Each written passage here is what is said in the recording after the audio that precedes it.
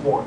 The second piece is, and which actually is, I think, statistically more likely than not, is people accidentally allowing confidential information or sensitive information to leak out. And this happens quite often, especially through emails. And so what we've done is actually we've kind of really delivered a lot of key to great capabilities within the Office product suite to actually prevent or flag scenarios where those data leaks can happen. And I'll have Don kind of give more details on that. I'll give a personal example. Internally within Microsoft, we moved from our old SharePoint 2010 infrastructure to SkyDrive Pro probably around 4 months ago or 5 months ago. And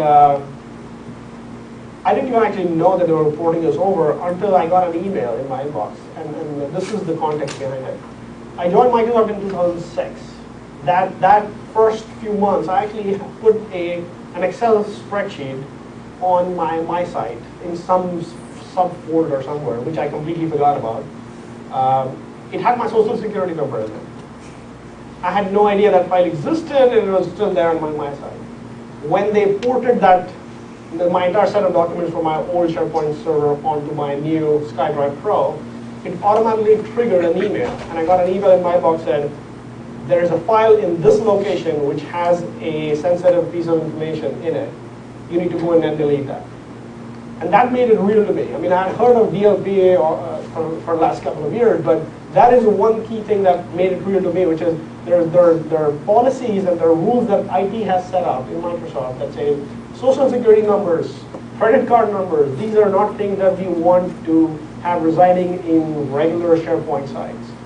And that's a rule that just automatically gets applied across the board. And that to me was, that actually works. Wow, that was impressive to me. And so that is just one example of how, within the SharePoint context, how we actually can kind of land and enforce policies on data that just is at rest, not necessarily being exchanged through emails as well. And we'll talk a little bit on that in terms of data retention policies as well as data loss prevention in the demo. So I'm not going to go too much on that. Who had the question about PCI?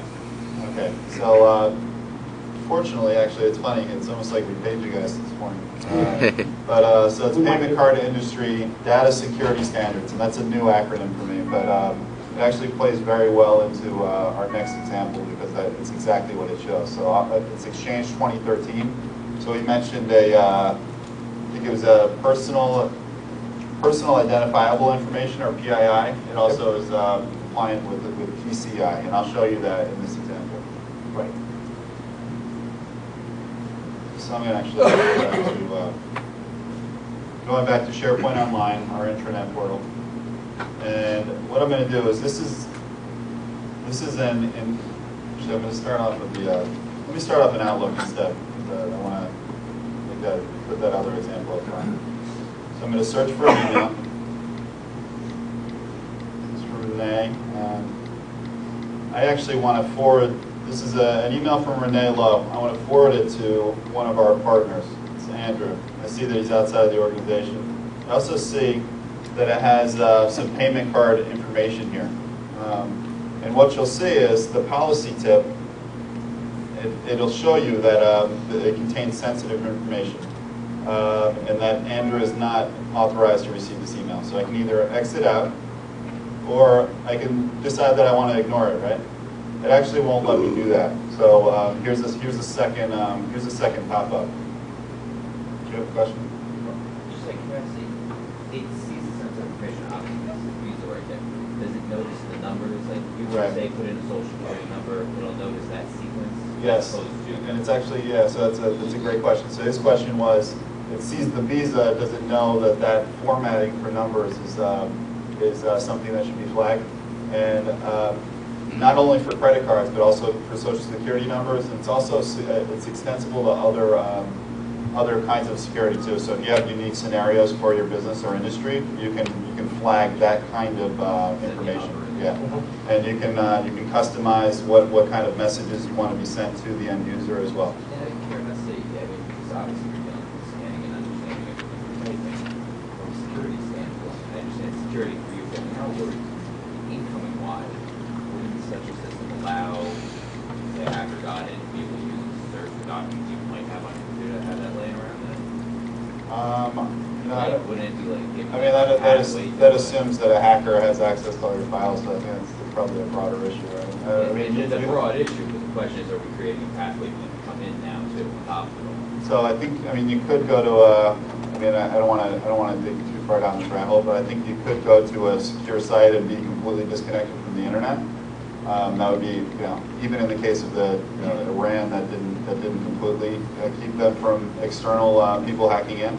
However, that being said, there are partners, and I can discuss them with you. One of which is Vaultive, that can provide encryption at rest. They can actually give you the keys to your data, so that if Microsoft were to be, if we were to be subpoenaed for your information, we couldn't even give that to the government because it sits inside the firewall and completely, you know, it's completely secure. So there are ways around it.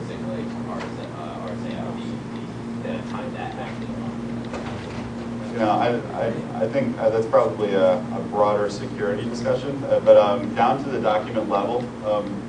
So I think we're running tight on time, but down to the document level with information rights management, you can actually protect not only the folder, but also down to the file level from a security standpoint.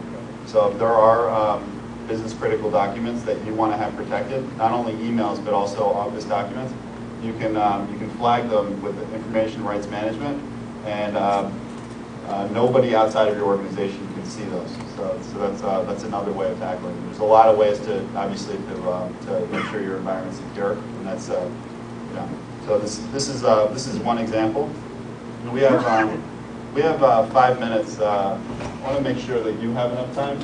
I've got another e-discovery example, and I don't know if you wanted to touch on that. Or? Yeah. So maybe I'll just speak to it and then we can move on. Okay. And if anybody has any further questions, I can even show you later on. Yeah, we'll be around for conversation.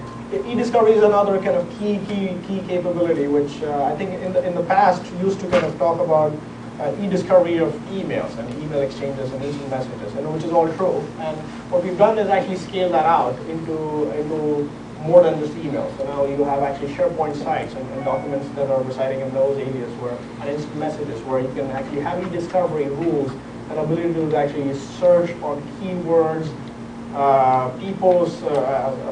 just tying e-discovery capabilities, bringing the amazing improvements in fast search that we've done within SharePoint, and extending that beyond email. And this is a really key investment that we've made. So as you think of, if you're in a regulatory and compliance sensitive industry,